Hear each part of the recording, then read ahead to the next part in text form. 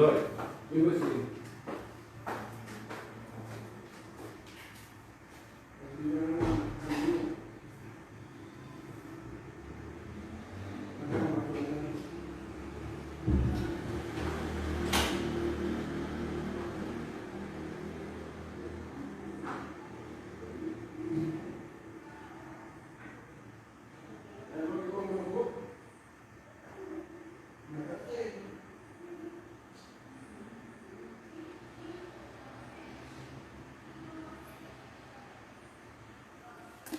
Olá, pessoal! Uma boa noite para vocês.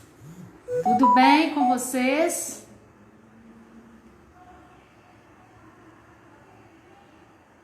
Legal. Está dando para ouvir, gente, direitinho? Tudo bem, Glaubson? Fernando de Crisólita, o Glaubson, bacana, o Marcondes, o Emerson já está aqui. Hoje o nosso convidado é o Emerson Freitas, é especialista em direitos humanos da criança e adolescente, palestrante também. E hoje nós vamos falar de um assunto muito interessante, que é o Estatuto da Criança e Adolescente e o poder familiar. Gisele, tudo bem? Missilene, que legal vocês aí, bacana. A Angelita, dando um tempinho aí pro pessoal entrar. Já estava com saudade de vocês, já tem um tempo que eu não faço. Olha, o Mamão é antigo, é amigo antigo da gente, já participou, já teve reunião do Fórum Mineiro, muito bacana, tivemos no congresso, legal, que bom receber você aqui. Márcio, boa noite, já estava com saudade de você, sabiam? Que faz um tempinho que a gente não tem uma live. E aqui eu vou já chamar, ver aqui,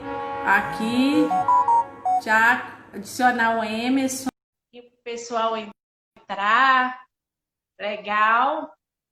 Já mandei o convite para o Emerson e a gente aproveitar, porque isso aqui, Cida, que bom você aqui também. Olá, Emerson! É um prazer receber aqui na live com você, 19 horas, aqui da Franca Capacitações. Esse aqui é um esquenta para a gente ir lá para o simpósio logo depois, né? É um prazer muito grande de receber você para fazer uma live aqui conosco. E hoje, o assunto, minha gente, é um assunto muito gostoso. Nesses 30 anos de Estatuto da Criança e Adolescente, que este mês, no dia 13 de julho, comemora-se, então, 30 anos de Estatuto, 30 anos de história, 30 anos de existência, 30 anos de luta. Luta para nascer e luta para resistir. Essa é a história do Estatuto da Criança e Adolescente. Ontem tive a oportunidade de acompanhar o simpósio. Quem não está acompanhando está perdendo. Foi ótimo, com os dois convidados que lá tinham, né? Que foi o professor Benê e eu esqueci o nome da outra palestrante, que foram militantes antes mesmo do Estatuto da Criança e Adolescente. E eu confesso a você que eu emocionei muito, viajei com eles, assim, na história, porque eles falaram da Pastoral do Menor. Quando eu comecei a minha trajetória, foi Cidade dos Meninos, uma instituição de acolhimento, e Pastoral do Menor. Então, foi muito gostoso ouvi-los falando dessa história que nós não conhecemos. Laila, boa noite! E aí, então, agora vai falar conosco. Boa noite aí novamente, Emerson. Estou muito feliz de você ter aceitado o nosso convite. O nosso assunto é muito gostoso, que é falar do Estatuto e Poder Familiar. Deixa eu contar um pouco dessa história para a gente. Se apresenta, fala aí com o pessoal, que vai ser bem legal. Boa noite, minha amiga Beth Franca. É um prazer maravilhoso estar com você aqui. É um prazer falar, eu acredito, creio, que por você ser mineira, tem muitos mineiros que te seguem também. E muitas pessoas Sim. não sabem, eu também sou mineiro. Eu sou comedor de pão de queijo, eu moro no estado de São Paulo, mas eu também sou mineiro, falo trem bom, trem chique, uai, e sou comedor de Uai, queijo, né? E é um isso. prazer, sempre é um prazer muito grande estar falando para os mineiros, e não só para os mineiros, como também para todos os conselheiros tutelares do nosso Brasil, todos os outros atores do sistema de garantia de direitos de crianças e adolescentes.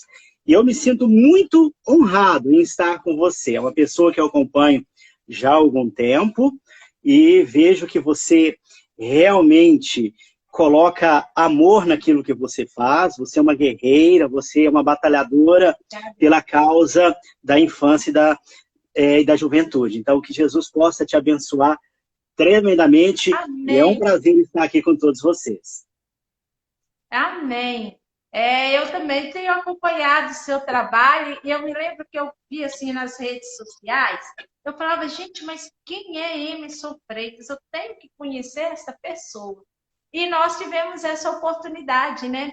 O Covid, ele está sendo muito ruim para todos nós, porque são vidas que estão sendo ceifadas, são vidas, são famílias que estão no luto, que estão sofrendo, né, por causa da perda do ente querido.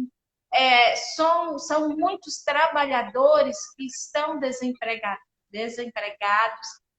e inclusive nós palestrantes, né, que estamos nessa angústia, nós que já estamos acostumados com estradas, estamos acostumados a partilhar um pouco do conhecimento que nós temos com outras pessoas, falar daquilo que a gente gosta, nós também estamos sentindo falta, mas Deus tem nos dado muita força e um tem apoiado o outro, né? A gente apoia aqui um pouquinho, eu apoio assim no Emerson, o Emerson apoia lá um pouquinho no É Marcelo, o verdade, Marcelo apoia no Luciano, o Luciano é desse apoia no jeito. Reinaldo, o Reinaldo no Lau, Lauro na Sônia, a Sônia na Maduca, Maduca no Leandro, e por aí vai, Leandro Por aí vai. na Luísa, e por aí a gente vai um apoiando o outro. É Isso isso que aí. é bom, isso que é importante. Ô, Mas, Beth, Emerson, deixa só, antes de começarmos aí, deixa eu só mostrar aqui uma surpresa grata. Não foi nada combinado, né? Olha o que eu recebi hoje, você não estava sabendo. que Hoje, deixa eu abrir legal! aqui. Estava na minha caixa de correio. Deixa eu ver aqui. Ó, Ai, que delícia! o livro da nossa Receber! amiga, Beth Franca, Isso! aqui, ó. Ser eficiente e eficaz. Como ter êxito na sua atuação como conselheiro tutelar. Eu ainda não tive tempo de ler. Dei uma folhada bem Sim, rápida, mas vou ler com todo carinho, tá bom? Muito obrigado. olha, eu fico Chegou, feliz. olha que coisa. Olha que Olha que coisa! coincidência assim, maravilhosa, né? Chegou hoje mesmo, tá fresquinho. Abri aqui com todo cuidado para mostrar. E quero parabenizar também o seu trabalho. Ô, gente, isso aqui é o envelope que ela manda, o livro dela. Olha o cuidado, um envelope todo colorido, olha aqui. Né? Não dá para ver muita... todo detalhado, com desenho.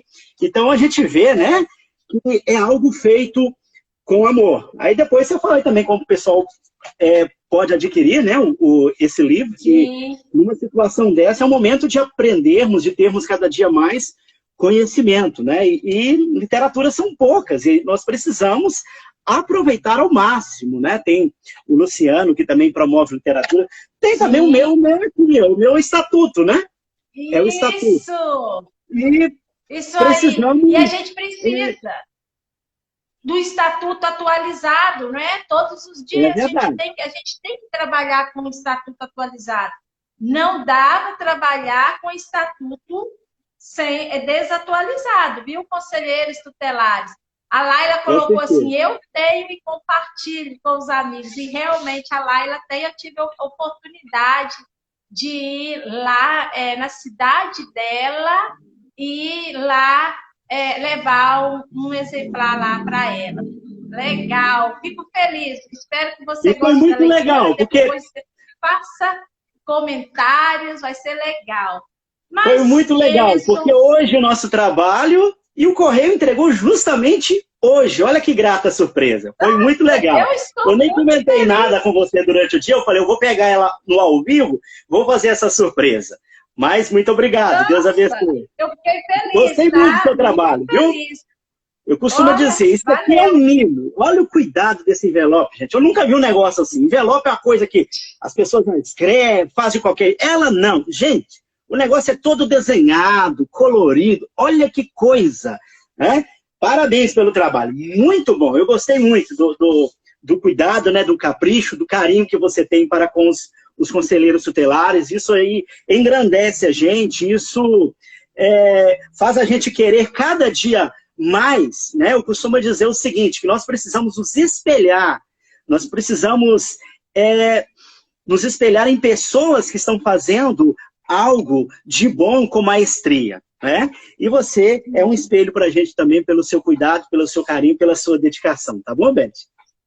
Ok, muito obrigada. Eu fico muito feliz de você ter recebido. E eu espero que você goste da leitura.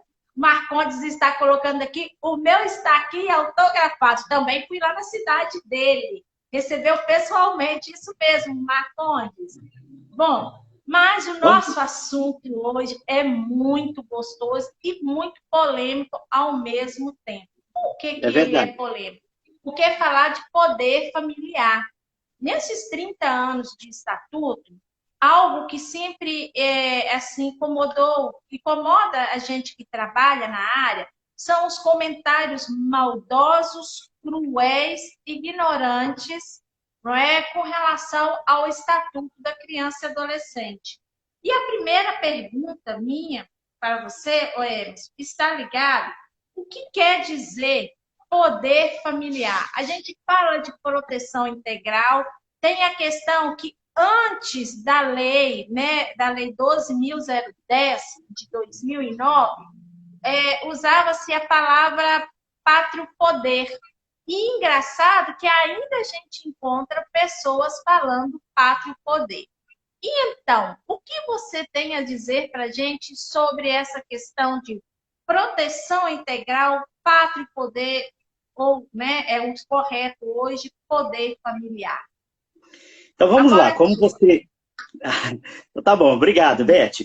Bom, como você já introduziu na própria pergunta, o termo que antigamente era usado, poder, o pátrio poder, né, que inclusive esse termo ele foi arrastado também para o Estatuto da Criança e do Adolescente, quando a lei foi formulada em 1990, esse termo é um termo muito ultrapassado, né, o pátrio. O que quer dizer pátrio? Primeiro vamos de pátrio poder, o termo que foi extinto, né? E agora é poder familiar. E vamos entender por quê. Essa expressão, pátrio poder, é uma expressão de 1916.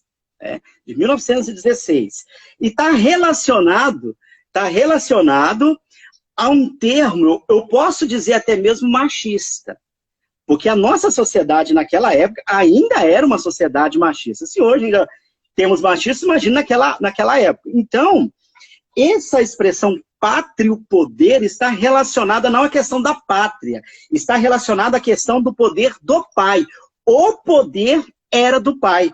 O pai que exercia o poder total. A última palavra era dele.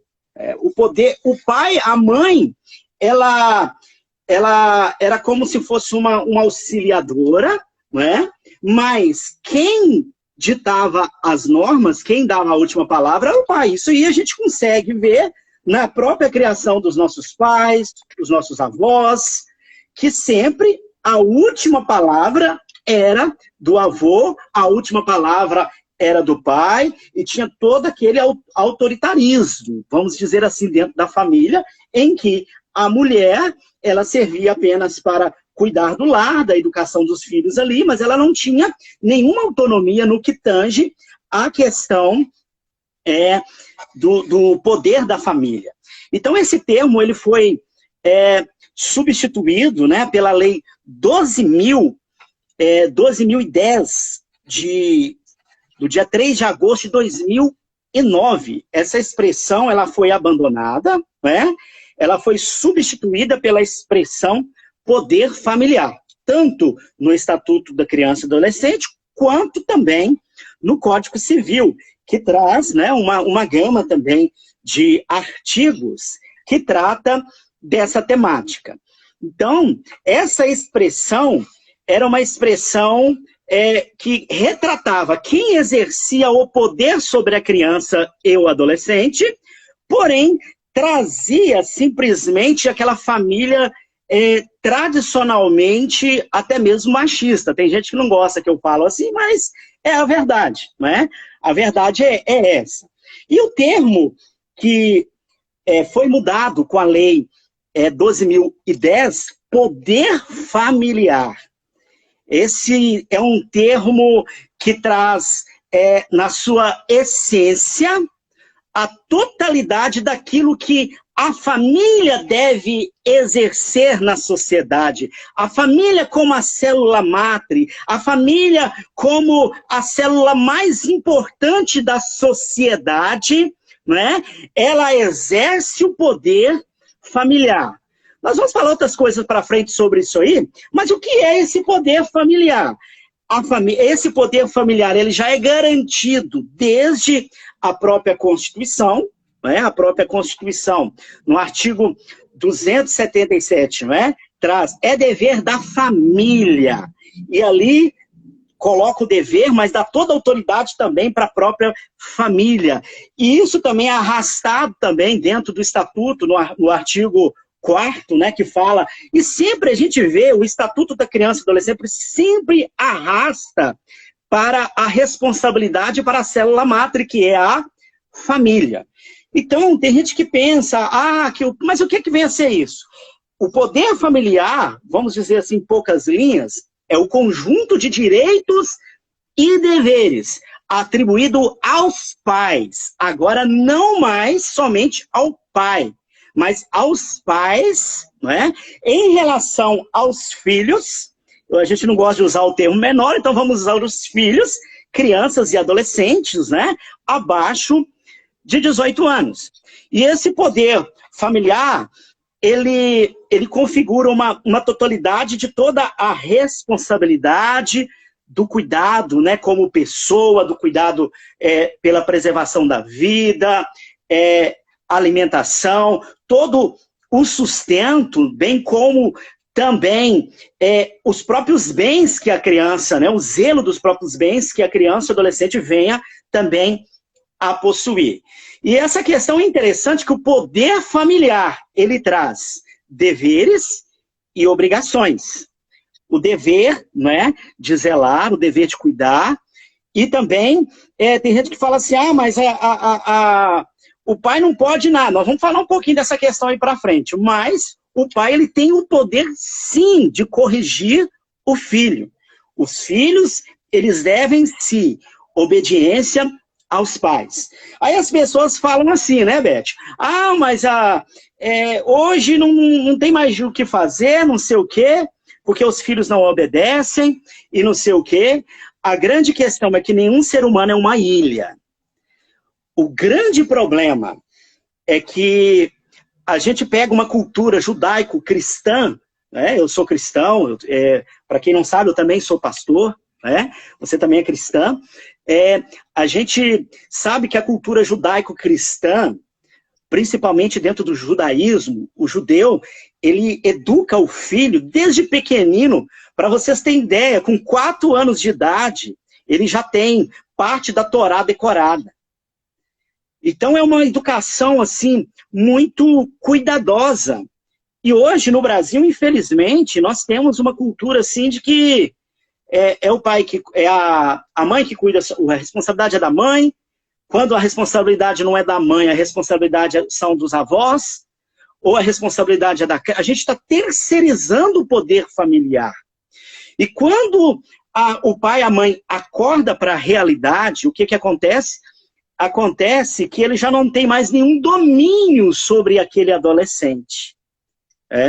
A gente vê lá em Provérbios, fala, ensina o menino o caminho que deve andar. Depois de grande, ele não vai se desviar do caminho.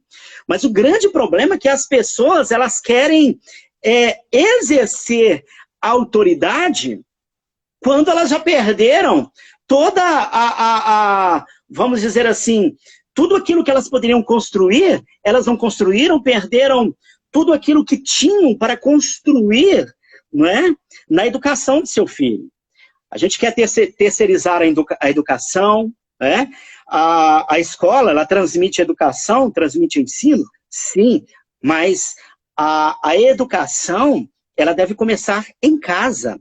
E são os pais que exercem esse poder. Nós vamos falar para frente aí mais alguma situação sobre questão de disciplina, essas coisas, mas, em suma, os pais, eles não estão se valendo do poder que eles têm. Eles estão terceirizando esse poder, não é? O poder familiar é algo que a lei trata, vamos dizer assim, como algo até sacro, como algo intocável. Tanto é que agora a terminologia é essa, é poder familiar. O poder é do pai, o poder é da mãe, que em conjuntos eles têm o atributo, eles têm vamos usar o termo que a gente usa para o conselheiro tutelar, ele tem a atribuição, ele tem a obrigação de cuidar dos filhos, de zelar de todo o cuidado de sua vida, da educação, da alimentação, não é? E de tudo que os filhos necessitam. Então isso é o poder familiar. Não adianta mais usar aquela, a responsabilidade é do pai, a responsabilidade é do filho. Não, a responsabilidade é dos dois. Os dois exercem o poder familiar. Olha, que legal você ter trago aí pra gente essa diferença, né? Essa diferença que antes no estatuto tinha o pátrio poder e depois veio o poder familiar. Foi muito bem explicitado e deu para a gente compreender bem.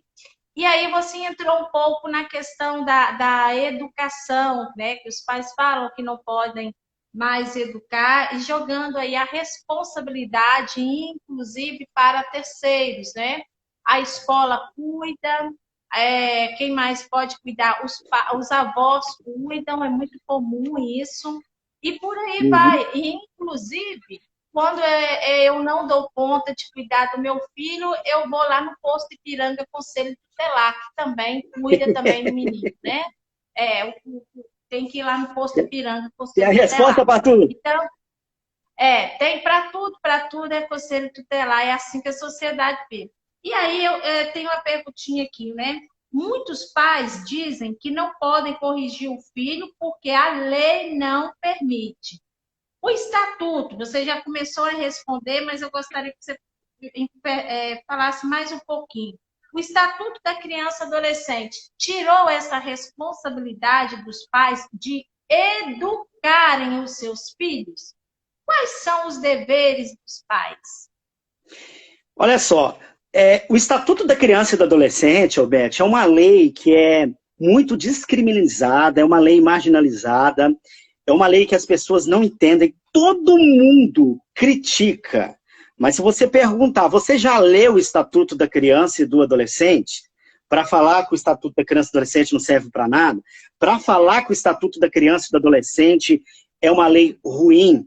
Eu vou te falar a verdade, Beth. Eu amo o Estatuto da Criança e do Adolescente e, na minha opinião, ela é uma lei de vanguarda para o mundo no que tange a direitos humanos de crianças e adolescentes. Eu acredito que possa até existir uma lei parecida, uma lei igual no mundo, né? Não conheço, mas o estatuto que nós temos hoje precisa ter alguns avanços? De repente, sim, principalmente no que tange a questão do Conselho Tutelar, que foi muito econômico. Mas é aquela questão, as pessoas falam, mas o estatuto só dá direito para a criança e para o adolescente. O estatuto tirou os direitos dos pais. Agora não pode mais corrigir, não sei o que. Gente, o Estatuto da Criança e do Adolescente é uma releitura detalhada, né, do artigo 277 da Constituição Federal, que diz, é dever da família, aí fala da sociedade, etc e tal, assegurar, vamos resumir aqui, com absoluta prioridade os direitos, aí fala lá vida, saúde, etc e tal, colocá-los a salvo de toda forma de negligência, discriminação, exploração, violência, crueldade e opressão. Gente, então vamos rasgar a Constituição. A Constituição diz isso. Olha que coisa legal. Aí a gente pega o Estatuto da Criança e do Adolescente, no artigo 4º, diz, é dever da família, da comunidade, do poder público geral, etc e tal. Aí fala lá, ó, assegurar com absoluta prioridade a efetivação dos direitos referentes à vida, à saúde, à alimentação, à educação, ao esporte, lazer, etc e tal. Então a gente vê que o próprio Estatuto da Criança e do Adolescente, ele faz uma releitura da nossa Carta Magna. Ele faz uma releitura daquilo que a própria Constituição arquitetou, que seria de direito para as crianças e os adolescentes, né? E aqui também na própria Constituição fala até mesmo os jovens, né? Os jovens, nós temos o Estatuto da Juventude, que é um estatuto à parte, né? Mas é aquela questão, o problema não é o Estatuto da Criança e do Adolescente. O problema é a forma errônea de interpretar. Nós temos um péssimo hábito aqui no Brasil de não lermos, ou fazermos aquela leitura bem... Hoje, você pode ver que os eletrodomésticos, ele vem com um manual, e vem com um manual rápido. Não sei se você já percebeu isso. Quando chegou o último eletrodoméstico aqui mais recente, eu observei e falei, gente, mas que coisa, olha... Isso aqui é feito para brasileiro mesmo, né? Que não gosta, a gente até brinca, né? De ler manual. Olha só que coisa. Vem o manual e vem um manual rápido. Por quê? Nós queremos uma coisa rápida, né?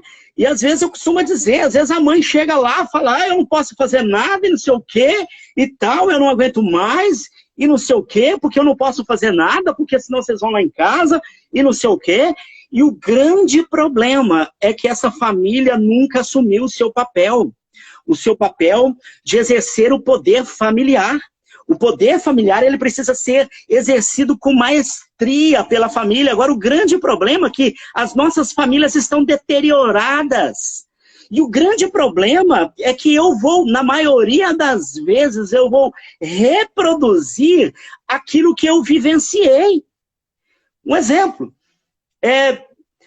Aquele que gosta de usar castigo físico, o bisavô bateu no avô, o avô bateu no pai, o pai bateu nele. E ele acha que isso é algo certo, é comportamento adquirido. E o grande problema que a família às vezes está procurando ajuda, eu tenho, o Felipe está com 11 anos, né, idade escolar, há pouco tempo agora ele passou para o 6º ano, mas até então estava ainda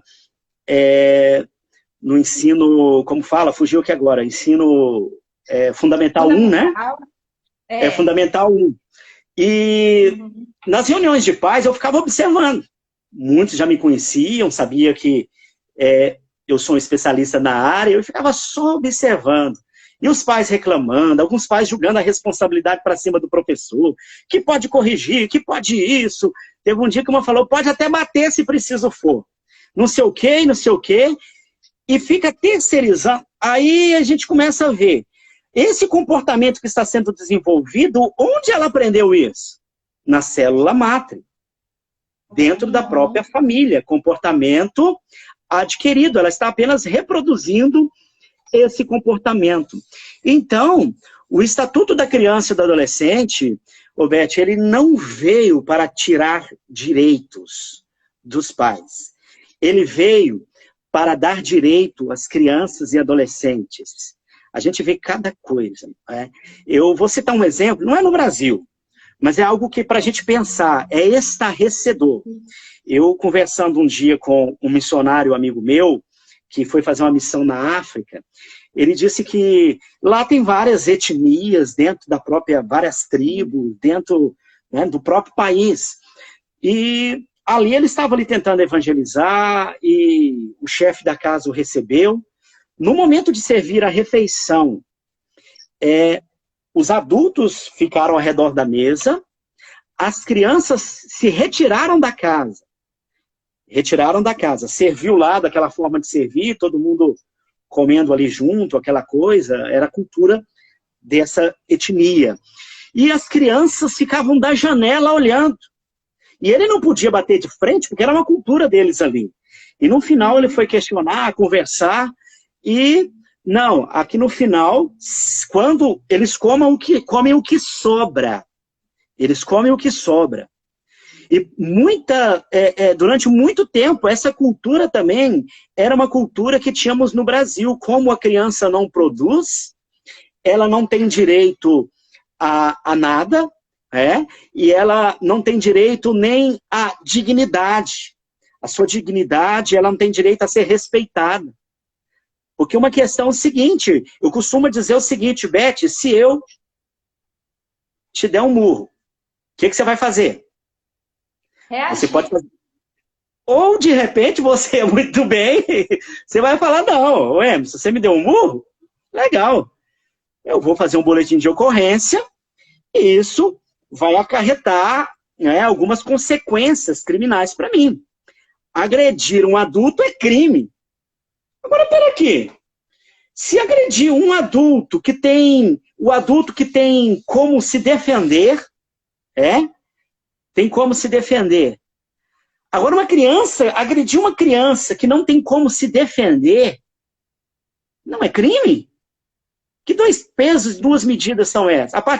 Então, é aquela questão, aí eu entro numa coisa também, que eu costumo dizer, Beth,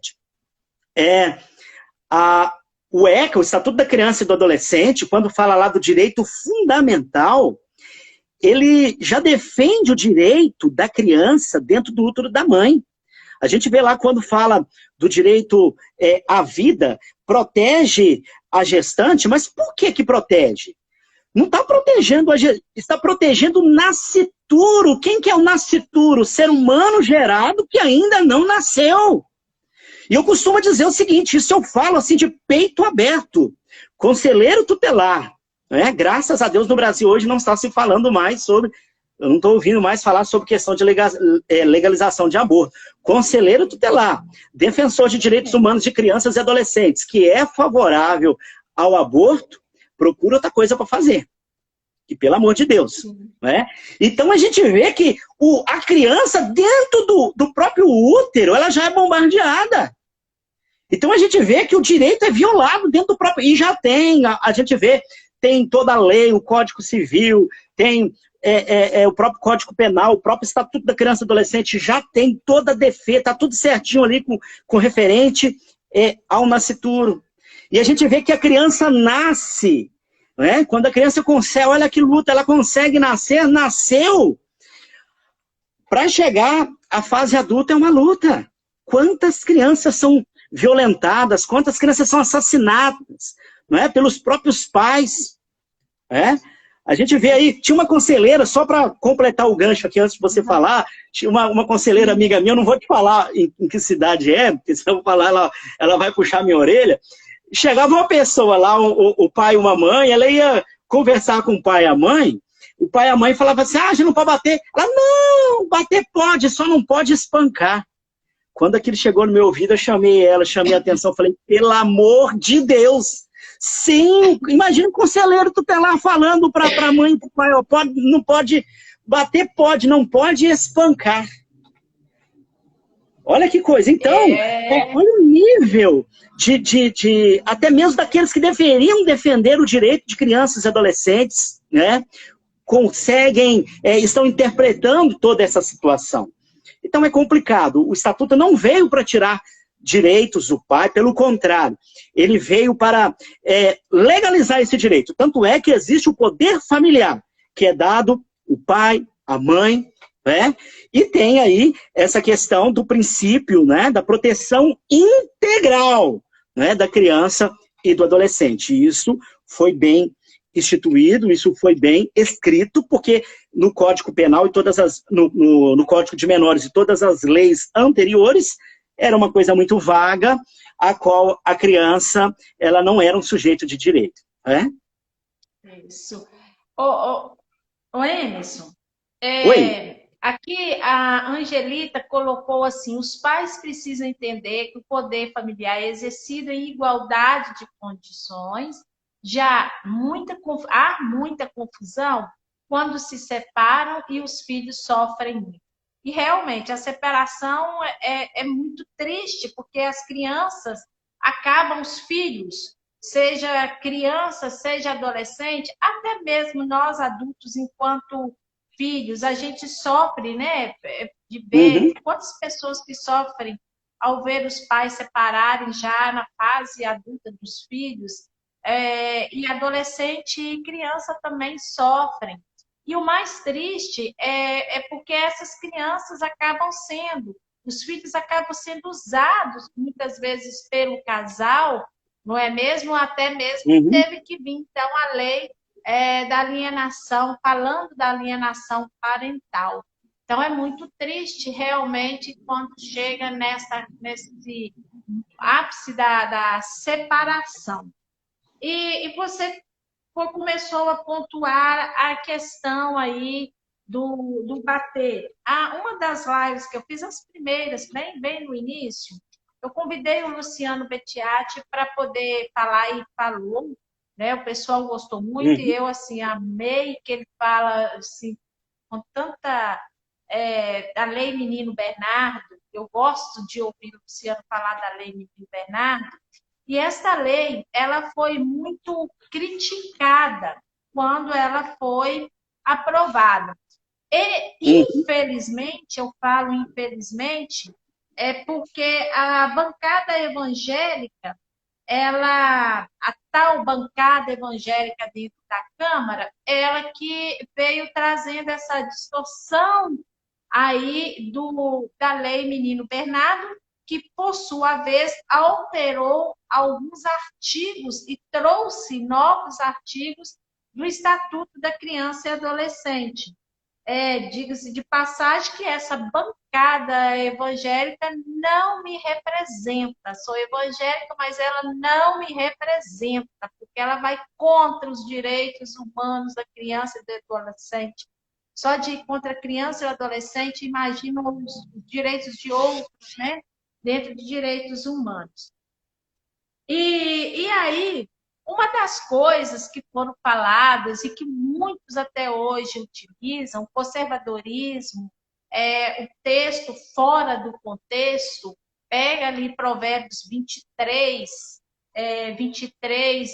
esqueci se eu não tiver errado, versos 13. 13, né? O Isso. 13, que fala de corrigir com a vara. No capítulo 22 também fala alguma coisa sobre a vara. Pegam isso e falam, aqui a Bíblia diz isso, a Bíblia fala isso, né? E vocês agora vêm com essa ideia. O que eu vejo que é muito engraçado, que pegam textos isolados e sai falando, né, para justificar a violência contra a criança e adolescente, contra os filhos. E esquecem de ler Efésios 6, verso 4, que fala em vós, né, em vós de quem que está falando, lá um pouco antes a gente pode ler que está falando de honrar pai e mãe, e depois vem falando para os pais. E vós não ireis os vossos filhos. E então a gente chega agora àquilo que o Estatuto da Criança ele vem trazendo. Ele não tirou o direito de pai, né, de educar os seus filhos, de pai e mãe, ele não tirou. Ele cobra dos pais a responsabilidade na educação, na saúde, na alimentação, na cultura, no esporte, no lazer, em todo sentido. E os pais estão, então, pegando isso e jogando lá para fora, né? Jogando para terceiros. Deixa a igreja Uhum. quando me convém, eu pego isso, eu pego a Bíblia para justificar a minha falha. Só não pego a Bíblia para ver o quanto que para justificar o que eu faço. Só não pego a É Bíblia verdade. para poder olhar o quanto que ele está errado também da forma de corrigir. E o estatuto, ele faz... Eu gosto de olhar o estatuto e a Bíblia, porque vai chegando no encontro. Se você observar, ele chega no encontro, na defesa dos direitos humanos da criança e adolescente. E o estatuto faz isso, não é, Emerson? Quando ele É fala que os verdade. pais têm o dever. E quando ele fala de dever, ele está falando, olha, cuide de seu filho. Ele tem que ser prioridade na sua vida. Não é isso?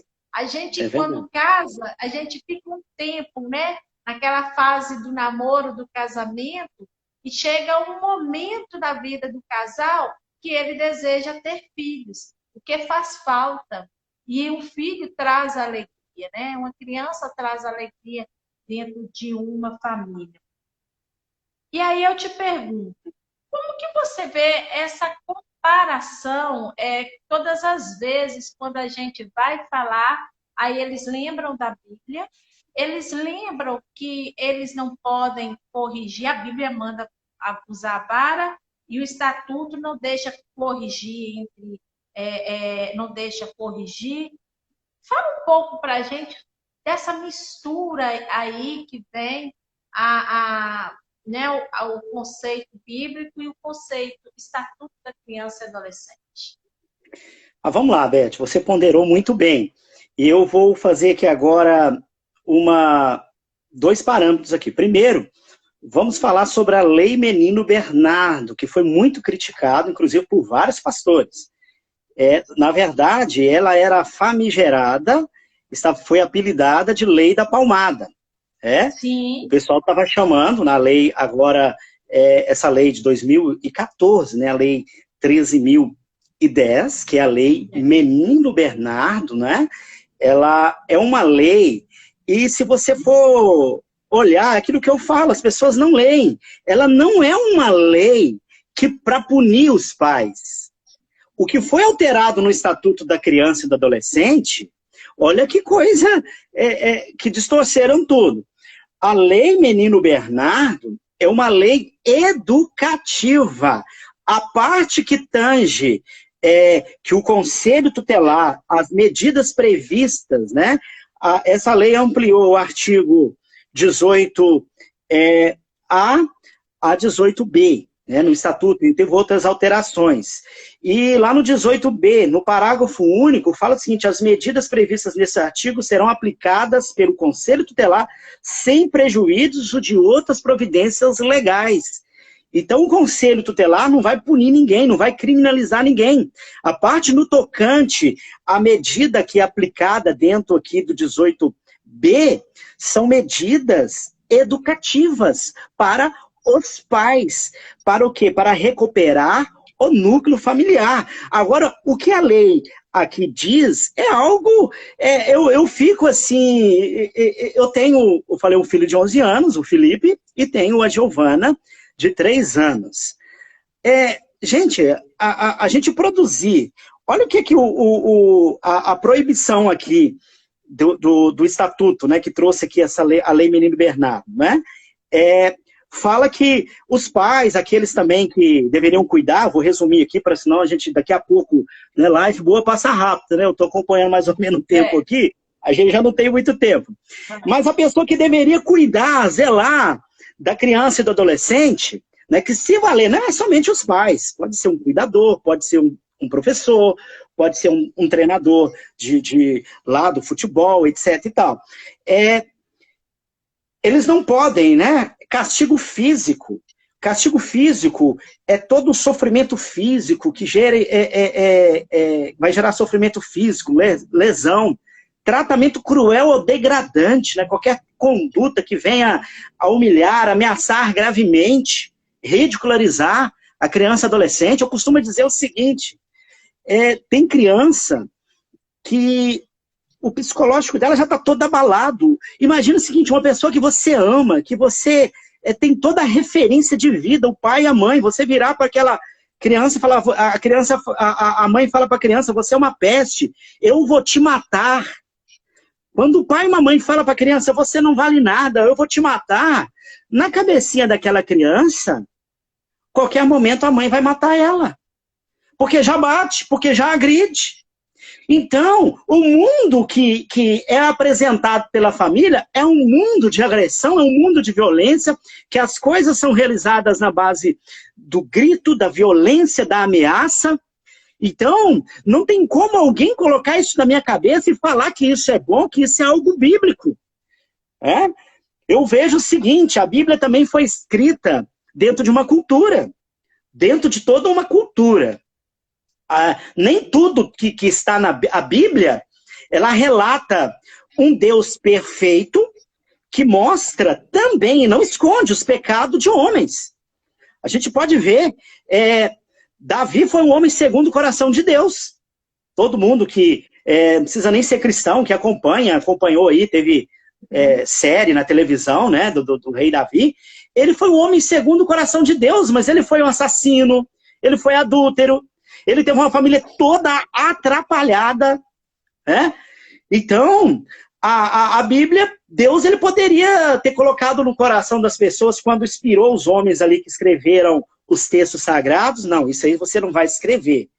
Mas não. A Bíblia mostra um Deus perfeito que ama o ser humano imperfeito, né? Então, quando muitas das coisas, muita coisa de provérbio, não é o pensamento de Deus em tudo. De repente é o pensamento do escritor. E outra coisa também, que eu até havia conversado com você em relação a isso, um exemplo. O Salmo 23, verso 4. Ainda que eu andasse pelo vale da sombra da morte, não temerei mal algum, porque tu estás comigo. A tua vara e o teu cajado me consolam. A Bíblia está falando de correção, Deus nos corrigindo, com vara, né? O cajado é para trazer de volta, e a vara o que é? É para apanhar. Então quer dizer que a gente tem que apanhar. A correção de Deus é uma correção, não é? É uma figura de linguagem. E da mesma forma que hoje a gente deve aplicar isso mais como uma figura de linguagem. Por quê? Já é provado por A e mais B que a violência gera violência. Então, como que deve ser a educação do meu filho? Errou? Conversa uma vez. Conversa duas. Na terceira, de repente, você já dá o castigo ali devido, né?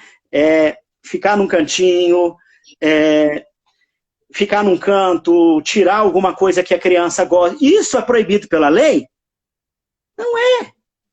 Mas hoje as pessoas estão tão afastadas, né? Quanto que as pessoas querem resolver tudo na base, a autoridade a gente conquista. A gente conquista. A gente conquista o quê? Com o meu proceder, com o meu testemunho, igual o exemplo, no conselho tutelar.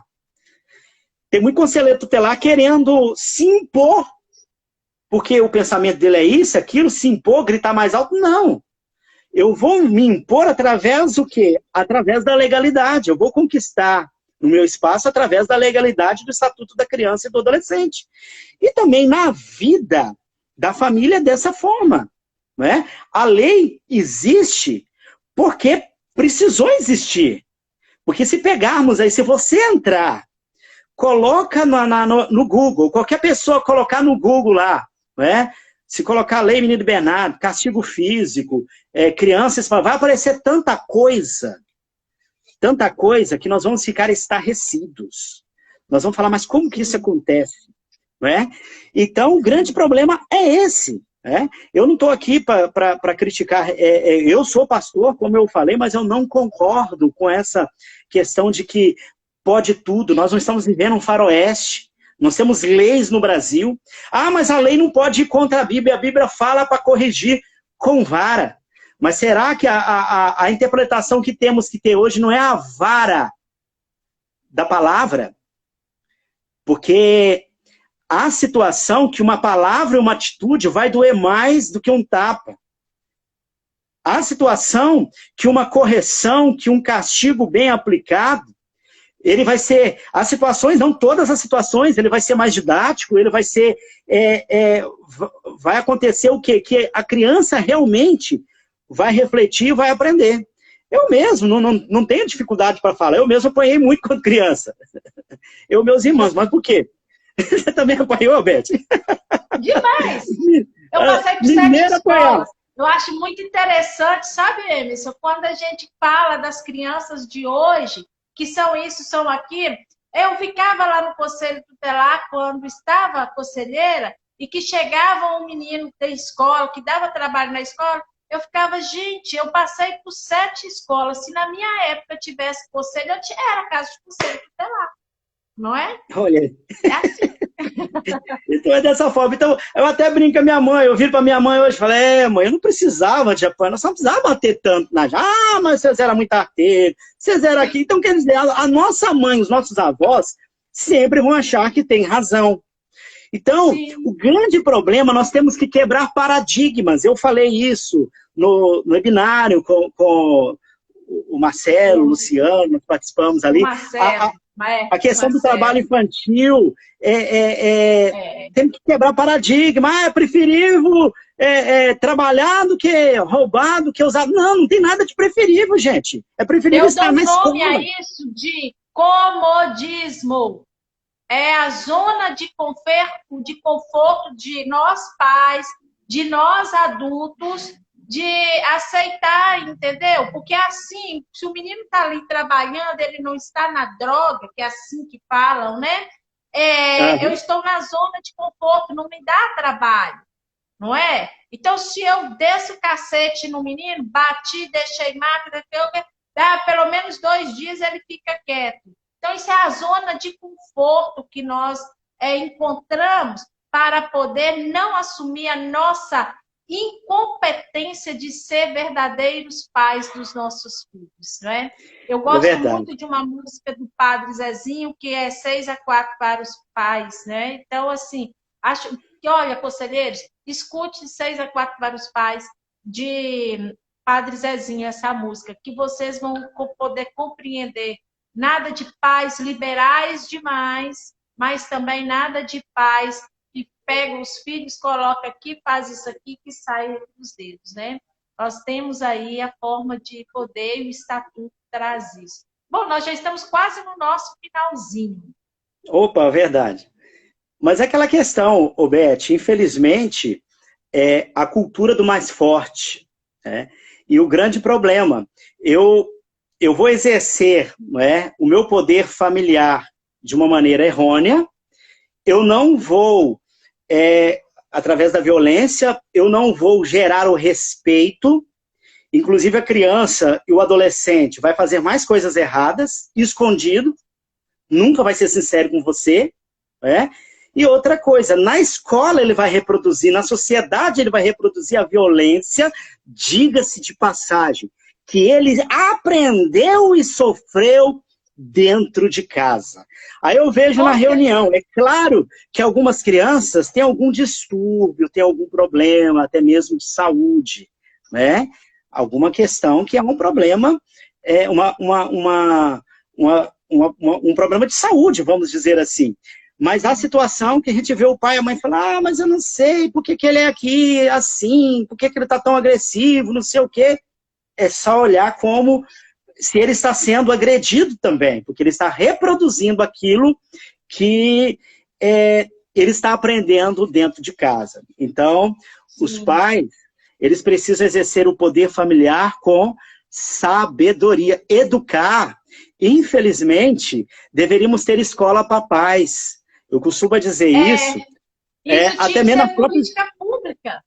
Política pública, o exemplo, as igrejas, o seguinte, eu tenho muitos amigos, você falou aí do Padre Zezinho, é um grande poeta, eu tenho amigos, o padre aqui da minha cidade, eu tenho muito relacionamento com ele, né? Tenho um relacionamento com os espíritas, eu gosto muito, né? De pessoas pensam diferente, têm uma fé diferente, mas não quer dizer que são minhas inimigas. Pelo contrário, no que tange a defesa dos direitos humanos, né, de criança e adolescente, nós vamos nos fundir, nós vamos nos encontrar. E a grande questão é que a igreja, a instituição religiosa, todas elas deveriam preocupar mais com a formação dos pais. Ah, não, isso é questão de marido e mulher, ninguém mete a colher, não é essa a expressão? Educação, isso é questão de família, ninguém pode intrometer, né? Então, temos essa cultura até mesmo dentro das instituições religiosas. As instituições religiosas deveriam educar mais, para que todo o nosso cidadão exercesse a sua religiosidade, né, de uma maneira plena. Porque toda religião, como filosofia de vida, eu digo que é uma coisa muito excelente, que vai pregar sempre o amor e a não violência. Sim, é isso aí. Olha, gente, nós estamos chegando no nosso finalzinho, daqui a pouquinho já para. Eu quero, assim, imensamente agradecer a você, viu, Emerson, por ter vindo, por ter falado um pouco. Eu queria abordar este tema, pegando aí a questão da bíblica com o Estatuto da Criança e Adolescente e com esse poder familiar, o que é para a gente poder ter essa compreensão nesse todo este contexto. Eu fico muito feliz quando eu ia, né, à escola, nas reuniões de pais, e que eu encontrava pais, né, homens ali, representando ali a sua família na reunião, que ainda não é comum a gente ver isso, né? Ainda a gente vê muitas mulheres, como se fosse papel da mulher, da mãe e só a Eu escola. faço questão de ir. É isso aí. E aqui em Minas Gerais está tendo, as escolas estão fechadas ainda, então os deveres estão chegando para as crianças.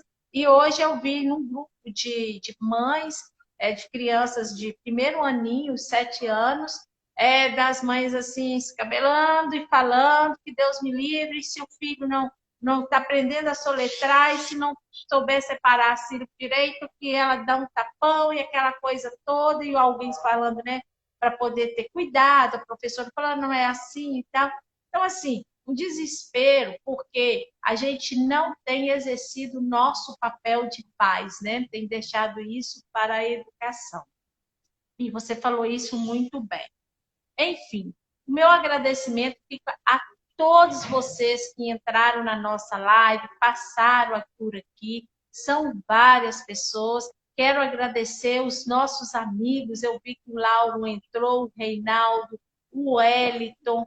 Então, assim, os nossos colegas palestrantes, se entrou mais pessoas aqui, palestrantes eu não consegui acompanhar, não deu para eu poder olhar, e a todos aqueles que sempre me seguiram. Bom, aqueles que me seguem, que não seguem o Emerson, favor aí de seguir o Emerson. E quem segue o Emerson, que ainda não me segue, pode entrar aí, pode seguir, que a gente vai trocando de figurinha. Carlito, ex-conselheiro tutelar, também está por aqui, e muito obrigado.